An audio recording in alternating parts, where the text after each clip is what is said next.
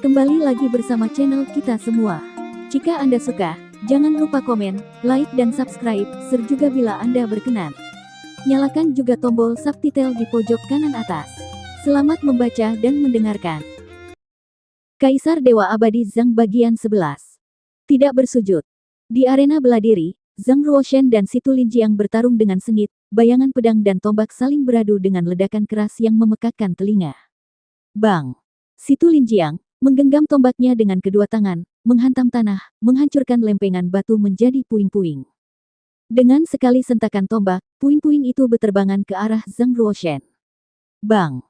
Zhang Ruoshen mengayunkan pedangnya. Puing-puing itu hancur menjadi debu batu. Pada saat ini, Situ Linjiang menusukkan tombaknya ke depan, menembus debu batu dan menusuk dada Zhang Ruoshen.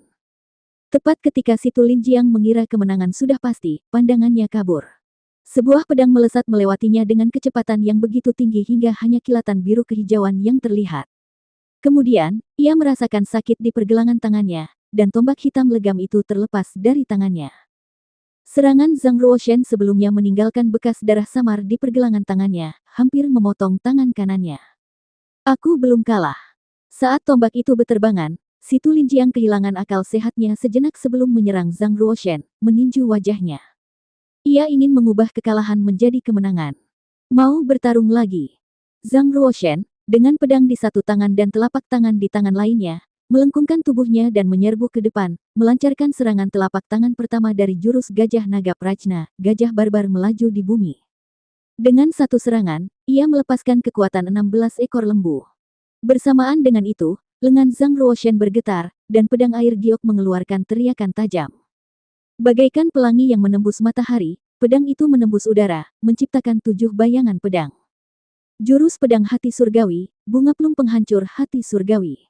Jurus telapak tangan dan pedang menyatu, melepaskan serangan secara bersamaan. Zhang Ruoshen tampak terbelah dua, tangan kiri dan kanannya menyerang secara bersamaan tanpa saling mengganggu. Kekuatan tempurnya langsung berlipat ganda. Bang!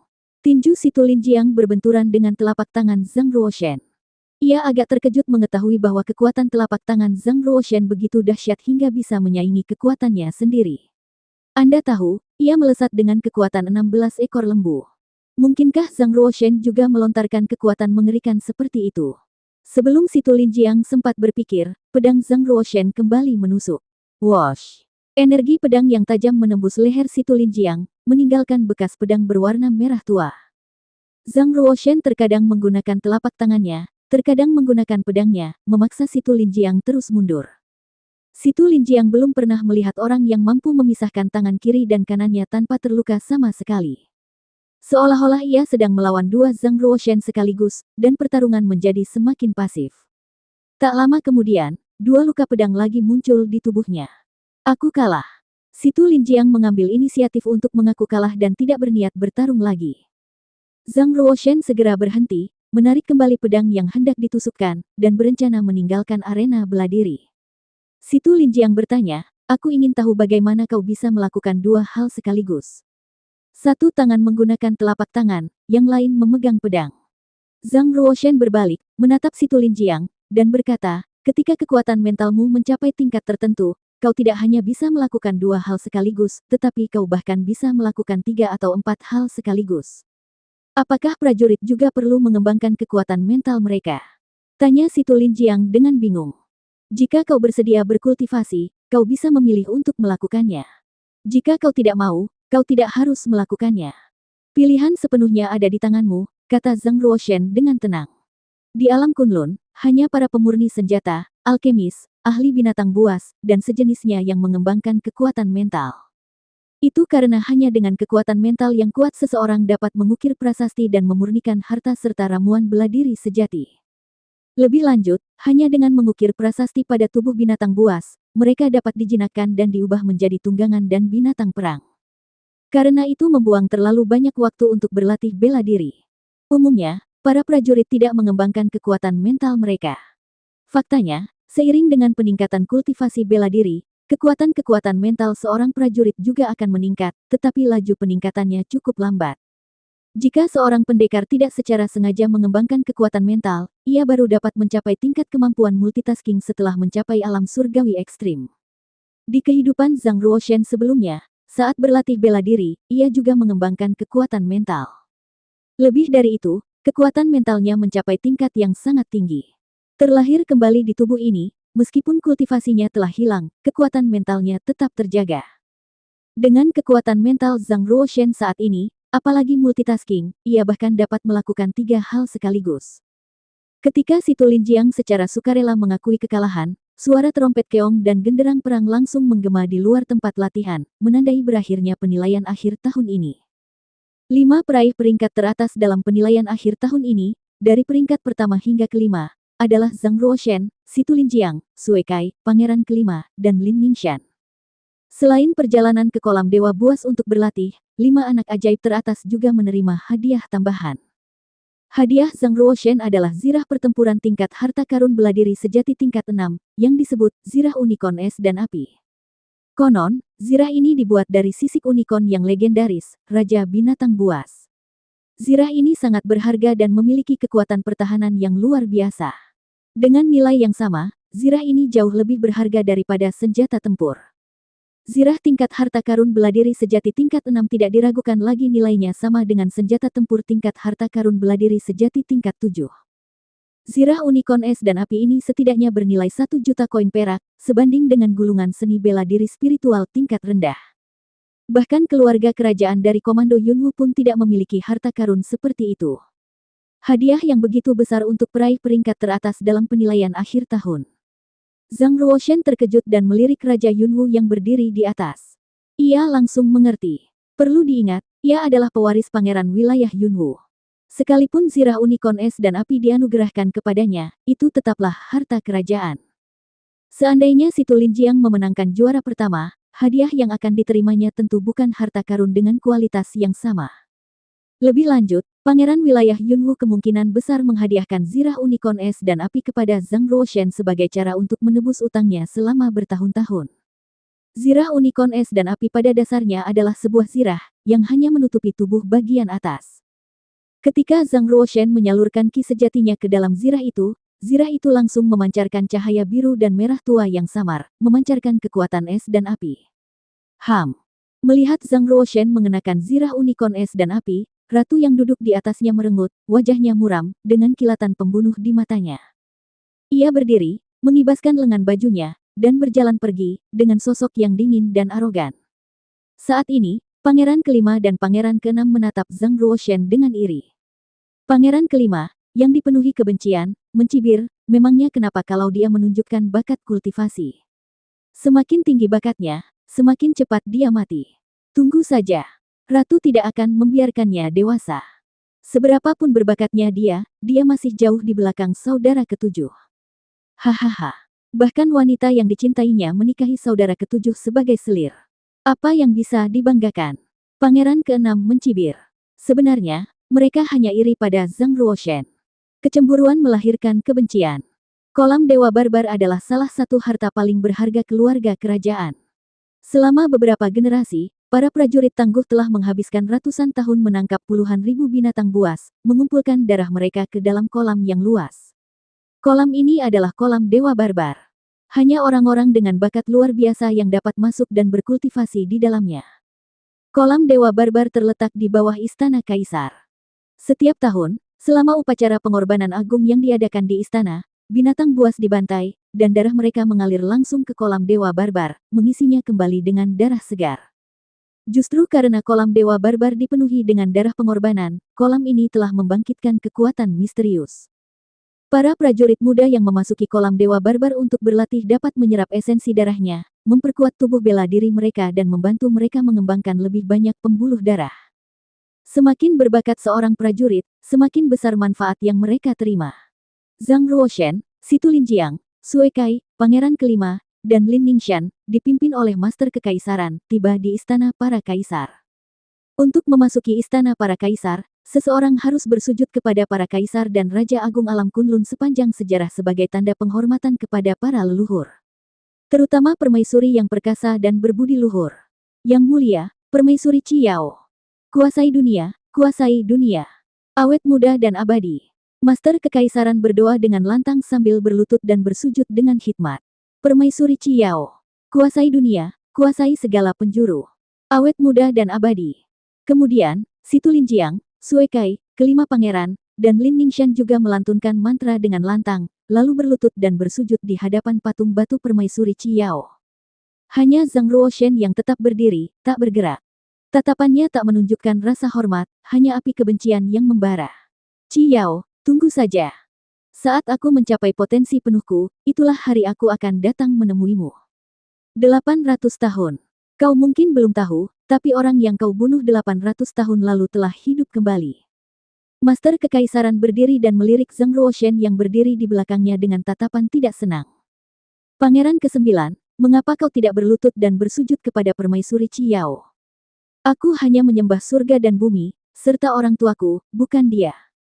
Setelah mengatakan ini, Zhang Ruoshen berjalan melewati istana leluhur para kaisar, melewati pintu rahasia, dan menaiki tangga batu di belakangnya, selangkah demi selangkah, menuju kolam dewa liar di bawah tanah.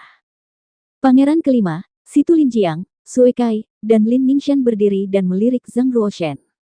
Orang yang memberontak seperti itu cepat atau lambat akan celaka.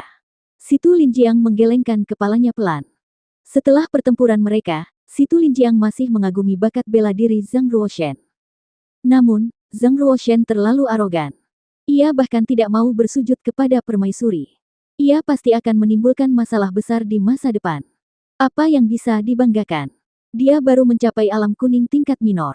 Dia baru memulai seni bela diri. Belum pasti apakah dia akan menjadi prajurit yang kuat di masa depan. Kata Lin Ningxian.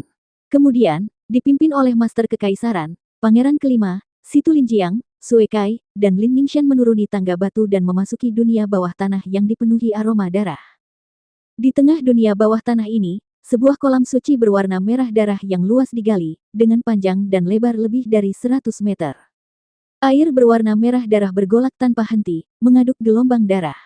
Di tengah kolam berdiri sebuah altar kuno berbentuk persegi, dibangun dari batu-batu besar yang beratnya puluhan ribu pon.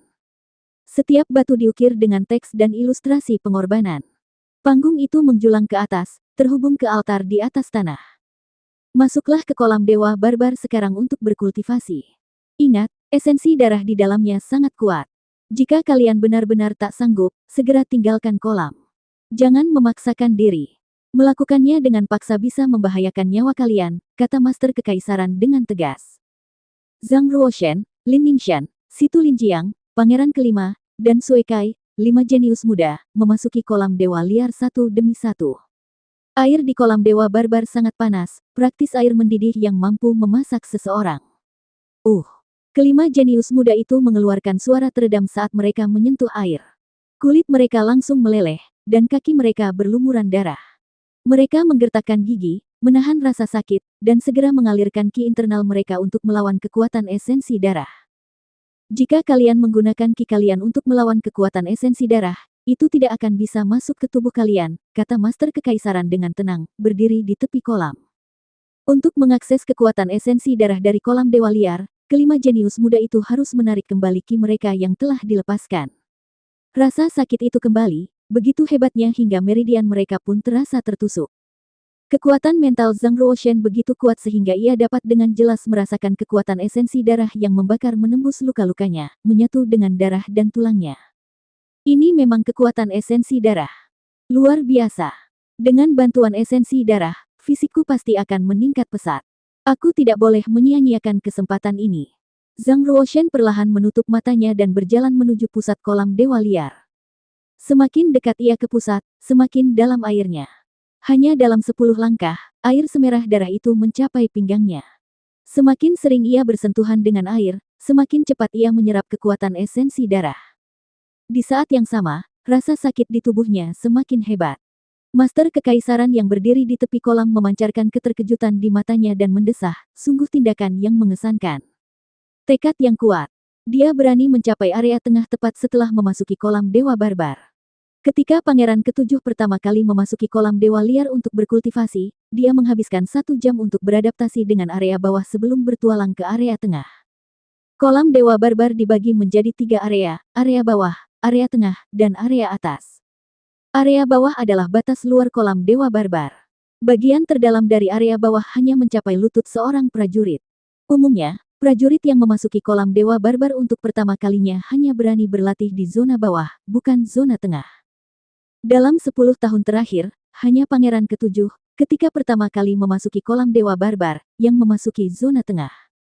Zhang Ruoshen baru saja memasuki kolam Dewa Barbar dan langsung menuju zona tengah untuk berlatih, yang memang menyebabkan kegemparan dan memberikan tekanan yang luar biasa pada keempat prajurit muda lainnya. Pangeran kelima memasuki kolam Dewa Barbar untuk kedua kalinya, tetapi ia masih belum berani memasuki zona tengah. Ia hanya bisa bertahan di zona bawah, berusaha menyerap lebih banyak kekuatan esensi darah, menempa tubuhnya, dan memperkuat fondasinya. Setelah 2 jam, Lin Ningxian adalah orang pertama yang menyerah dan segera meninggalkan kolam Dewa Barbar. Bagaimanapun, ia seorang wanita, dan fondasi fisiknya tidak dapat dibandingkan dengan prajurit pria. Begitu ia keluar dari kolam Dewa Barbar, kulit kakinya yang terbakar sembuh dengan sangat cepat, dengan cepat menjadi sehalus batu giok, tanpa bekas luka sedikit pun. Rasa sakit yang menyiksa lenyap, digantikan oleh sensasi menyegarkan dan nyaman. Setiap inci kulitnya terasa seperti berendam dalam bak susu kristal es, pengalaman yang sungguh menenangkan. Bagaimana aku bisa pulih secepat itu? Seru Lin Ningxian terkejut. Esensi darah yang baru kau serap itulah yang menyembuhkan kakimu. Berlatihlah sekarang, dan berusahalah untuk memurnikan semua esensi darah itu dan mengubahnya menjadi kekuatanmu sendiri. Jika tidak, pencapaian kultivasimu sebelumnya akan sangat berkurang, kata Master Kekaisaran. Lin Ningxian segera duduk bersila di lantai, menyalurkan ki sejatinya untuk memurnikan esensi darah yang tersisa di dalam tubuhnya. Setengah jam kemudian, Sue Kai, yang tak mampu bertahan, mundur dari kolam Dewa Barbar. 2 jam kemudian, Si Tu Linjiang dan Pangeran kelima keluar dari kolam Dewa Barbar hampir bersamaan. Setelah keluar, mereka langsung duduk bersila di lantai dan mulai memurnikan esensi darah juga. Saat ini, hanya Zhang Ruoshen yang masih berkultivasi di kolam Dewa Barbar, dan ia masih berada di zona tengah. Setengah hari telah berlalu, dan ia masih berkultivasi di zona tengah. Luar biasa. Saat itu, Pangeran Ketujuh hanya mampu bertahan sehari di zona tengah. Mungkinkah ia bertahan selama itu?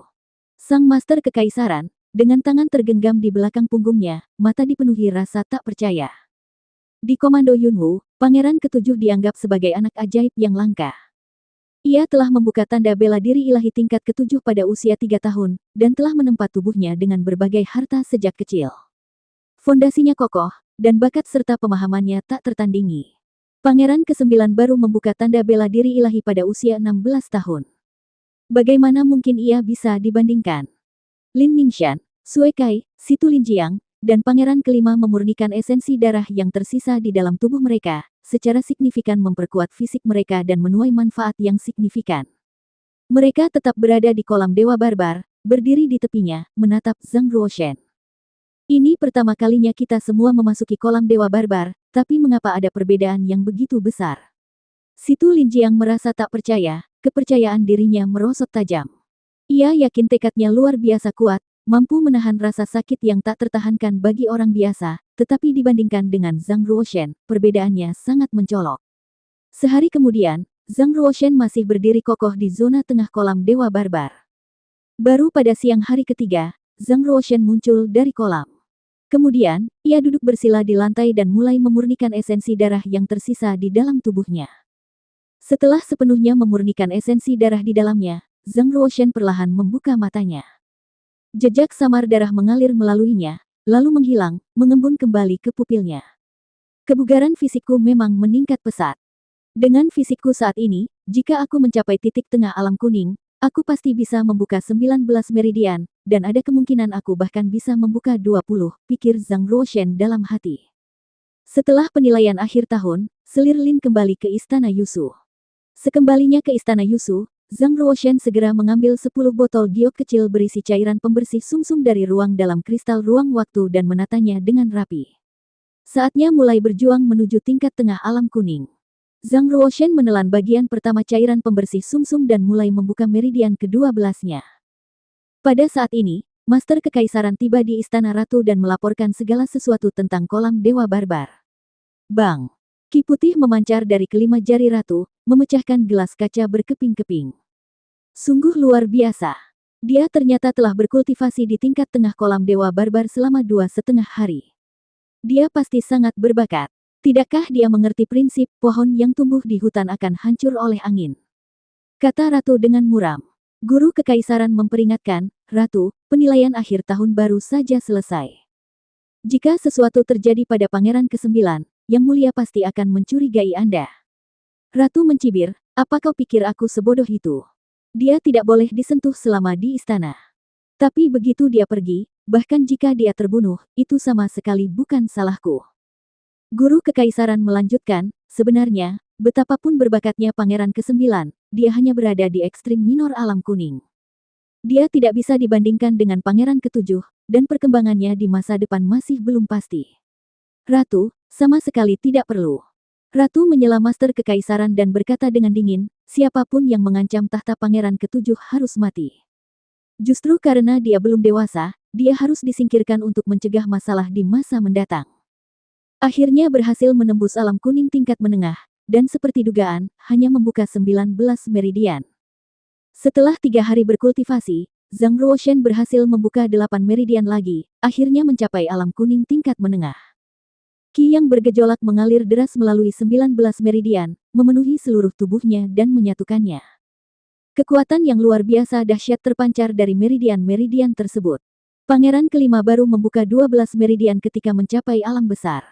Zhang Ruoshen telah membuka 19 meridian di tingkat menengah, menunjukkan tubuh bela dirinya yang tangguh. Namun, di kehidupan sebelumnya, ketika berada di alam kuning tingkat menengah, ia telah membuka 20 meridian, 1 meridian lebih banyak dari yang dimilikinya saat ini. Meskipun aku berkultivasi di kolam dewa barbar dan menyerap esensi darah dalam jumlah besar, yang secara signifikan meningkatkan kekuatan fisikku, kekuatanku masih belum sekuat di kehidupan sebelumnya. Tentu saja, aku juga memiliki kelebihan yang tidak kumiliki di kehidupan sebelumnya. Artinya, aku sekarang memiliki kekuatan mental yang kuat dan pengalaman kultivasi yang luas. Jika aku ingin menyamai Qi Yao dalam kultivasi bela diri, atau bahkan melampauinya, aku harus melakukan yang terbaik daripada di kehidupanku sebelumnya dan membuka lebih banyak meridian.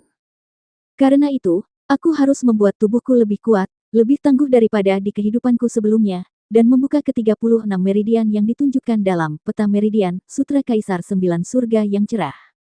Zhang Ruoshen melangkah keluar dari ruang dalam kristal ruang waktu, membersihkan kotoran yang dikeluarkan dari tubuhnya saat membuka meridiannya, dan mulai berlatih serangan telapak tangan di halaman. Bang! Bang! Udara berderak dengan setiap serangan telapak tangan. Sekarang, bahkan tanpa menggunakan telapak tangan naga gajah Prajna, ia dapat mengerahkan kekuatan 16 ekor lembu. Menggunakan telapak tangan naga gajah Prajna, dengan kekuatan ledakan jejak telapak tangan, ia bahkan dapat mencapai kekuatan mengerikan 25 ekor lembu. Dengan kekuatannya saat ini, ia hanya membutuhkan 3 serangan telapak tangan untuk mengalahkan Situ Linjiang. Bahkan jika ia bertemu seorang prajurit di alam ekstrim kuning kesempurnaan agung, ia akan mampu melawannya. Hanya dalam beberapa hari, kehebatan tempur Zhang Ruoshen mencapai tingkat yang baru. Setelah kembali ke Istana Yusu, Selir Lin dan Zhang Ruoshen tentu saja dikelilingi oleh sejumlah dayang dan kasim istana. Lagi pula, Zhang Ruoshen telah menunjukkan bakat bela dirinya saat penilaian akhir tahun, jadi ia tidak lagi menyembunyikannya dan berlatih jurus telapak tangan di halaman Istana Yusu. Pangeran ke-9 sungguh luar biasa.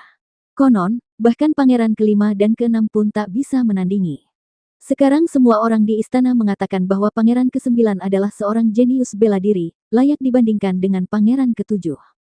Seorang dayang istana berusia 15 atau 16 tahun yang cantik jelita menatap Zhang Ruoshen yang sedang berlatih di halaman dengan penuh kekaguman, rona malu samar terpancar di wajahnya yang cantik. Orang yang kuat tentu saja mengundang rasa hormat. Seorang jenius tentu saja menjadi objek kekaguman bagi banyak gadis muda. Melihat Zhang Ruoshen berlatih jurus telapak tangannya, salah satu mata dayang istana yang lebih tua berkilat aneh. Ia diam-diam meninggalkan istana Yusu dan pergi ke balik sebuah batu karang di istana. Nona Han, pangeran ke-9 telah keluar dari pengasingan. Kultivasinya seharusnya telah mencapai tingkat menengah alam kuning. Kata dayang itu setengah berlutut di tanah dengan hormat. Gadis yang berdiri di hadapannya juga berpakaian seperti dayang istana, dengan gaun istana biru muda. Ia tampak berusia 18 atau 19 tahun, tinggi dengan pinggang dan kaki ramping. Namanya Han Qingluo, salah satu dari 4 pengawal wanita dekat ratu. Keempat pengawal wanita dekat itu juga merupakan 4 murid yang dilatih oleh ratu sendiri. Mereka berspesialisasi dalam keterampilan membunuh, dengan kultivasi yang kuat dan metode yang kejam, dan secara khusus bertanggung jawab untuk membantu Ratu melenyapkan para pembangkang. Ratu mempercayakan tugas membunuh Pangeran ke-9 kepada Han Qingluo. Han Qingluo, tangannya tergenggam di belakang punggungnya, bibirnya sedikit melengkung. Ia berkata, selama kompetisi di tempat latihan, kultivasinya telah mencapai puncak alam minor ekstrem kuning. Ditambah dengan esensi darah yang diserapnya di kolam Dewa Barbar, mengingat bakatnya, akan aneh jika ia tidak menembus alam tengah alam kuning. Secercah niat membunuh terpancar di mata Han Qingluo. Ia menambahkan, terus awasi dia. Segera laporkan kepadaku jika ia meninggalkan istana. Pelayan itu menjawab, aku patuh. Setelah itu, ia mundur dan kembali ke istana Yusu. Setelah Zhang Ruoshen selesai berlatih teknik telapak tangannya, ia kembali ke kamarnya dan memasuki dimensi dalam kristal ruang waktu. Ia duduk bersila di tengah dimensi dalam, mengambil pil pengumpul ki, menelannya, dan mulai memurnikannya. Dengan tingkat kultivasinya saat ini, ia dapat dengan mudah menyerap semua ki dari pil pengumpul ki, tanpa setetes pun terbuang. Hanya butuh 1 jam baginya untuk menyerap ki sepenuhnya dari seluruh pil, mengubahnya menjadi ki sejati. Namun, ketika Zhang Ruoshen mencapai tahap menengah, kapasitas kolam ki-nya meningkat 10 kali lipat. Ki dari 1 pil pengumpul ki tidak meningkatkan ki di kolam secara signifikan. Ia hanya memiliki 2 pil pengumpul ki tersisa, dan butuh 2 jam lagi untuk menyempurnakannya. Setelah memurnikan 3 pil pengumpul ki internalnya hanya meningkat 1/5. Untuk sepenuhnya mengolah ki di kolam ki-nya, ia kemungkinan perlu mengonsumsi ratusan pil pengumpul ki. Pil pengumpul ki menjadi kurang efektif bagiku. Saat aku mencapai alam kuning besar, pil-pil itu mungkin sudah tidak berguna sama sekali. Kurasa aku perlu membeli eliksir dengan kualitas yang lebih tinggi. Baik pil pengumpul ki maupun bubuk pemurni tubuh adalah eliksir kualitas pertama, yang secara alami menunjukkan efek yang signifikan ketika digunakan oleh prajurit di level yang lebih rendah. Seiring meningkatnya level kultivasi seorang prajurit, efektivitas eliksir kualitas pertama menurun, sehingga membutuhkan penggunaan eliksir kualitas kedua untuk mempertahankan laju kultivasi yang cepat. Tepat ketika Zhang Ruoshen hendak meninggalkan ruang dalam kristal ruang waktu untuk membeli eliksir kualitas yang lebih tinggi, tatapannya tiba-tiba tertuju pada sebuah platform batu di dalam ruang dalam. Di atas platform tersebut terdapat sebuah gulungan dan kitab besi perak, buku rahasia ruang waktu. Kultivasiku telah mencapai tingkat menengah alam kuning. Aku seharusnya bisa membuka gulungan itu. Gulungan itu luar biasa berat. Bahkan di tahap awal alam kuning, Zhang Ruoshen tak sanggup mengangkatnya. Menurut halaman pertama, buku rahasia ruang dan waktu, selama kultivasi Zhang Ruoshen mencapai tingkat minor alam kuning, ia bisa membuka gulungan itu. Zhang Ruoshen menyalurkan ki batinnya, menyalurkannya ke lengan kanannya, menggenggam gulungan itu, dan perlahan mengangkatnya. Gulungan yang berat sekali. Beratnya pasti setidaknya 800 kg. Mengendalikan kekuatannya, Zhang Ruoshen menggenggam gulungan itu, membentangkannya di tanah, dan perlahan membukanya. Gulungan itu menggambarkan pemandangan alam liar yang menakjubkan, pegunungan yang menjulang tinggi, sungai-sungai kuno yang mengalir deras, dan tebing-tebing terjal. Di tengahnya berdiri sebuah pohon kuno yang besar. Pohon itu menjulang lebih tinggi dari awan, akarnya menyerupai naga yang melingkar, seluas gunung. Setiap helai daunnya dapat menutupi seluruh danau. Bagaimana mungkin pohon setinggi itu ada di dunia ini? Zhang Ruoshen tersenyum tipis dan menggelengkan kepalanya pelan. Tiba-tiba, sebuah suara terdengar, siapa bilang tidak ada? Kau begitu bodoh sampai tidak mengenali pohon dewa penghubung surga, pohon suci yang menopang alam Kunlun. Aku sungguh kecewa. Zhang Ruoshen sedikit terkejut dan melihat ke dalam ruang batin, tetapi ia tidak melihat siapapun.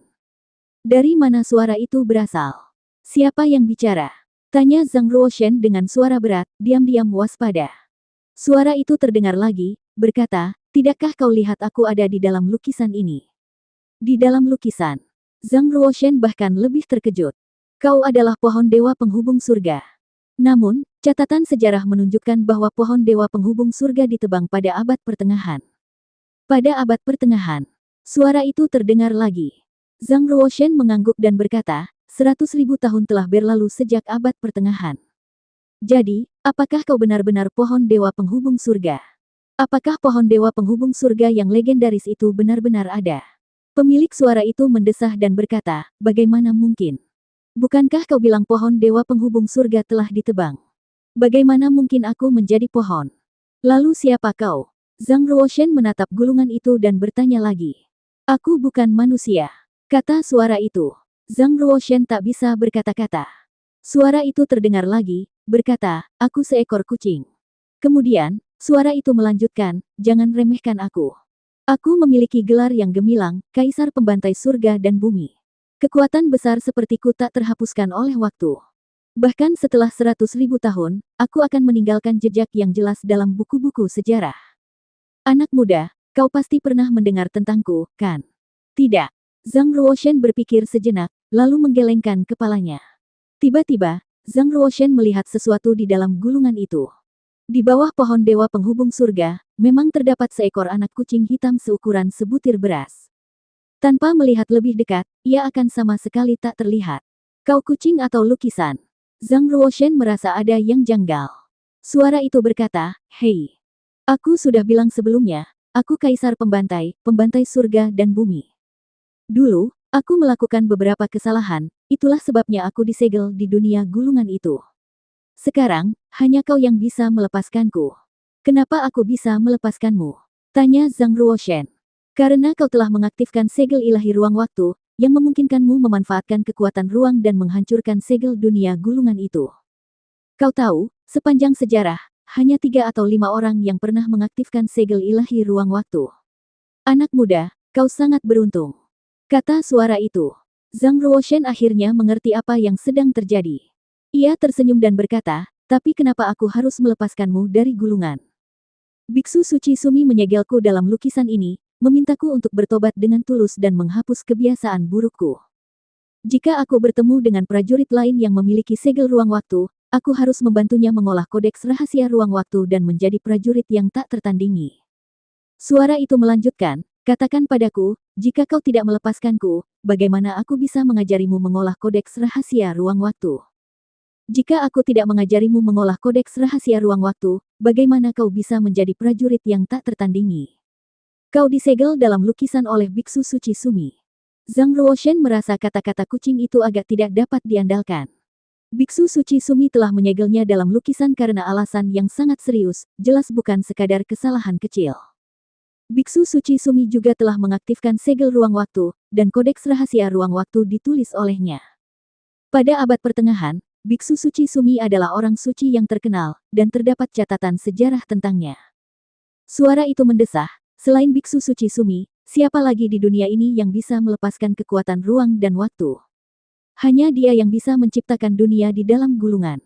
Tentu saja, seiring kultivasimu semakin kuat, kau juga akan mampu menciptakan duniamu sendiri. Kau bilang kau bisa mengajariku kitab rahasia ruang dan waktu. Bukankah itu berarti kau juga bisa memanfaatkan kekuatan ruang dan waktu? Tanya Zhang Ruoshen. Suara itu melanjutkan, meskipun kultivasiku tak tertandingi, mampu naik ke surga dan turun ke bumi, aku tidak bisa mengaktifkan segel ilahi ruang dan waktu, jadi wajar saja aku tidak bisa memanfaatkan kekuatan ruang dan waktu. Namun, aku selalu mengikuti Biksu Suci Sumi, dan melalui apa yang kulihat dan kudengar, aku memiliki pemahaman yang mendalam tentang ruang dan waktu. Aku lebih dari mampu untuk mengajarimu. Akhirnya, aku bisa membuka halaman kedua kitab rahasia ruang dan waktu. Zhang Ruoshen mengambilnya, memegangnya, dan membuka halaman kedua. Tulisan-tulisan perak tertulis di atasnya. Prasasti ruang spasial. Halaman kedua kitab rahasia ruang dan waktu mencatat 8 jenis prasasti ruang spasial, semuanya fundamental, yang mewakili 8 jaringan fundamental yang membangun ruang. 8 jenis prasasti ruang spasial ini adalah prasasti titik, prasasti garis, prasasti vertikal, prasasti horizontal, prasasti tinggi, prasasti datar, prasasti mengembang, dan prasasti menyempit. Prasasti-prasasti ini disingkat menjadi titik, garis, vertikal, horizontal, tinggi, datar, mengembang, dan menyempit. Sebuah suara terdengar dari lukisan, halaman kedua kitab rahasia ruang dan waktu hanya mencatat 8 prasasti ruang spasial paling dasar. Jika kau berhasil mengolah 8 prasasti ruang spasial dasar ini, pada dasarnya kau dapat menciptakan ruang kecil secara mandiri. Tentu saja, meskipun begitu, kau tidak dapat menggunakan kekuatan ruang spasial untuk menyerang musuh. Kau juga harus mempelajari prasasti ruang spasial yang lebih maju, seperti prasasti penyegel, prasasti runtuh, prasasti retak, prasasti teleportasi, dan seterusnya. Untukmu, Lebih baik mengukir 8 prasasti dasar terlebih dahulu. Itulah yang sebenarnya. Zhang Ruoshen bertanya, mengapa halaman kedua kitab rahasia ruang dan waktu hanya mencatat 8 prasasti spasial dan tidak ada prasasti waktu sama sekali. Hahaha. Waktu terus mengalir tanpa henti. Tidak ada yang bisa menciptakan waktu, jadi wajar saja tidak ada yang namanya prasasti waktu. Namun, para prajurit yang memiliki tanda ilahi ruang dan waktu dapat mengolah tanda waktu, memobilisasi kekuatan waktu, dan melakukan sihir waktu. Jika kekuatan mentalmu cukup kuat, dan tanda waktu yang kau kuasai cukup kuat, satu tebasan jari saja dapat memutus nyawa musuh hingga puluhan tahun. Kau bahkan bisa menghentikan waktu di ruang yang terisolasi, mempercepatnya, memperlambatnya. Dan seterusnya. Kekuatan waktu tidak dapat diprediksi. Setinggi apapun tingkat kultivasimu, kau tak berdaya melawan kekuatan waktu. Tentu saja, dengan kekuatan mentalmu saat ini, kau belum bisa mencapai persyaratan untuk berlatih tanda waktu. Kau hanya bisa berlatih 8 prasasti ruang paling dasar terlebih dahulu. Zhang Ruoshen bertanya, apakah berlatih prasasti ruang dan tanda waktu benar-benar membutuhkan kekuatan mental sebesar itu? Suara dalam lukisan itu tertawa, lepaskan aku dulu, nanti ku beritahu. Zhang Ruoshen sedikit ragu apakah melepaskannya akan menjadi berkah atau kutukan. Jangan ragu. Meskipun kultivasiku tak terbatas dan tak tertandingi, aku tidak tertarik pada pemuda sepertimu. Lepaskan aku. Aku pasti akan mengungkapkan lebih banyak rahasia ruang dan waktu kepadamu, agar kau dapat memanfaatkan kekuatan tanda ilahi ruang dan waktu dengan lebih baik. Sebuah berkah, bukan kutukan. Kutukan tak terelakkan. Jika Biksu Suci Sumi benar-benar menganggapnya sebagai ancaman, ia pasti sudah melenyapkannya sejak lama, bukan sekadar menyegelnya di dalam lukisan. Zhang Ruoshen merenung sejenak, lalu berkata, bagaimana aku bisa melepaskanmu dari lukisan ini? Kau hanya perlu meneteskan setetes darah pada gulungan untuk menjadi pemiliknya. Lalu, suntikkan energi sejatimu ke dalam gulungan itu, dan kau akan secara alami menghancurkan segelnya dan melepaskanku, kata suara itu dengan penuh semangat. Dengan garukan kuku, noda darah muncul di ujung jari telunjuk kanan Zhang Ruoshen. Setetes darah merah tua menetes dari ujung jarinya, mendarat di gulungan dengan suara dap. Darah terserap oleh gulungan itu. Wiu. Cahaya redup berwarna darah menyelimuti gulungan itu, dan gulungan itu melayang dari tanah ke tangan Zhang Ruoshen. Ingat, lukisan itu beratnya 800 kg. Hanya dengan pikiran, Zhang Ruoshen melemparkannya ke tangannya. Sungguh luar biasa. Lukisan ini sungguh harta karun yang luar biasa, tak tertandingi bahkan oleh artefak bela diri sejati. Setelah menjadi master gulungan itu, Zhang Ruoshen dapat dengan jelas merasakan bahwa setiap garis dalam lukisan itu adalah sebuah prasasti. Tidak hanya prasasti spasial, tetapi juga prasasti es, prasasti gaya, prasasti bumi, prasasti api. Prasasti-prasasti itu begitu padat sehingga hampir mustahil untuk menghitung semuanya. Biksu Suci Sumi benar-benar salah satu orang suci terhebat di abad pertengahan.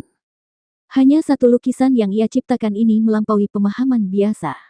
Dengan pikiran, gulungan itu berubah menjadi seberkas cahaya putih, terbang ke dalam tanda bela diri ilahi di antara alisnya, dan ke dalam kolam ki. Gulungan itu melayang di tengah kolam ki, berputar perlahan dan memancarkan cahaya putih redup. Wow! Pikiran Zhang Ruoshen kembali bergerak, dan gulungan itu terbang keluar dari kolam ki dan kembali ke tangannya. Sebuah suara dari lukisan itu berkata, lukisan ini disebut diagram pohon dewa surga dan bumi. Kertasnya terbuat dari daun pohon dewa yang mencapai surga. Biksu Suci Sumi menghabiskan 10 tahun dan mengerahkan energi mental yang tak terhitung jumlahnya untuk menyelesaikan lukisan ini. Anak muda, bisakah kau melepaskanku sekarang? Tentu saja. Meskipun Zhang Ruoshen mengatakan ini, ia masih waspada terhadap kucing itu dan tidak sepenuhnya mempercayainya. Zhang Ruoshen menyuntikkan ki sejatinya ke dalam gulungan itu. Gulungan itu memancarkan cahaya putih dan sedikit bergetar. Wow! Sebuah cahaya hitam terbang keluar dari lukisan dan mendarat di tanah, membentuk seekor kucing hitam raksasa dengan tinggi lebih dari 1 meter. Kucing itu sebesar babi, sangat gemuk, ditutupi bulu hitam lembut, dan mata emasnya lebih besar dari kepalan tangan Zhang Ruoshen. Zhang Ruoshen pernah melihat kucing sebelumnya, tetapi belum pernah melihat kucing sebesar dan segemuk ini. Hahaha. Akhirnya aku terbebas. 100.000 tahun, 100.000 tahun. Kucing hitam gemuk itu mengeluarkan suara aneh seperti suara manusia. Tiba-tiba, gigi-giginya yang tajam tampak, mata bulatnya berkilat ganas. Ia menyerang Zhang Ruoshen, meraung, semut. Akulah kaisar pembantai surga dan bumi. Aku bisa menghancurkanmu sampai mati hanya dengan satu cakar. Hahaha. Ia menerjang ke depan Zhang Ruoshen, menjulurkan cakar tajamnya dan mencakar lehernya. Meskipun tubuhnya tampak buncit, ia bergerak dengan kecepatan luar biasa, seperti bayangan hitam. Zhang Ruoshen telah lama waspada terhadapnya, dan ketika ia mengayunkan cakarnya, Zhang Ruoshen menyerang dengan telapak tangan, mengenai wajah kucing hitam raksasa itu. Kucing itu melolong, lidahnya terjulur dari mulutnya. Kucing hitam itu terhempas mundur, menghantam dinding bagian dalam kristal ruang waktu dengan bunyi gedebuk, lalu jatuh ke tanah seperti babi mati. Zhang Ruoshen melirik telapak tangannya, lalu ke kucing yang jatuh itu, sedikit mengernyit. Apakah gelarmu benar-benar kaisar pembantai surga dan bumi? Kucing hitam itu menggedor-gedor tanah dengan cakarnya, menggertakkan giginya, dan berkata, anak muda, beraninya kau meragukan kekuatanku. Jika kultivasiku tidak tersegel di dalam gulungan ini, mengambil nyawamu akan mudah. Apa yang kau lakukan? Tolong aku. Aku hanya bercanda. Aku orang yang murni dan polos, bagaimana mungkin aku bisa membunuh seseorang? Apa maumu? Jangan macam-macam. Zhang Ruoshen meraih ekor kucing hitam itu, menyeretnya ke tengah, dan menginjak perutnya yang bundar, mengangkat pedang jiwa berkilau. Ia menyuntikkan energi sejatinya ke dalam pedang jiwa berkilau, mengaktifkan 3 prasasti yang berhubungan dengan kekuatan di dalam tubuhnya. Pedang jiwa berkilau itu langsung berbobot 353 kg. Kucing gendut, apa kau pikir aku masih percaya padamu? Zhang Ruoshen mencengkeram pedangnya dengan kedua tangan dan menghunjamkannya ke bawah. Kekuatan mengerikan meletus dari kucing hitam raksasa itu. Dengan sekali putaran, ia terlepas dari kaki Zhang Ruoshen dan bersembunyi di sudut. Ekornya melengkung ke atas, tubuhnya memancarkan cahaya hitam redup. Katanya, anak muda, kau harus tetap tenang dan jangan bertindak gegabah. Aku hanya menguji kultivasimu. Bagaimana mungkin aku bisa membunuhmu? Lagi pula, dengan kultivasiku yang tak tertandingi, jika aku benar-benar ingin membunuhmu, apakah kau punya kesempatan untuk melawan? Benarkah?